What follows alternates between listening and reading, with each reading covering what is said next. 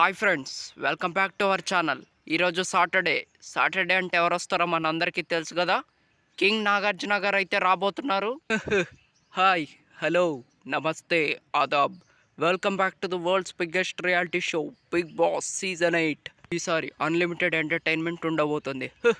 సుర్రుసుమ్మైపోద్ది అంటూ అయితే రాబోతున్నారు. కానీ ఈరోజు ఎపిసోడ్ మాత్రం కొంచెం సీరియస్ గానే ఉండే అవకాశం అయితే ఉంది. నాగార్జున గారు పృథ్వీ మీద బాగా సీరియస్ అయినట్లయితే తెలుస్తుంది. ఎందుకో మీకు అందరికీ తెలుసు కదా, పృథ్వీకి ఇంకా గౌతమ్కి మధ్య చాలా పెద్ద గొడవ జరిగింది కదా.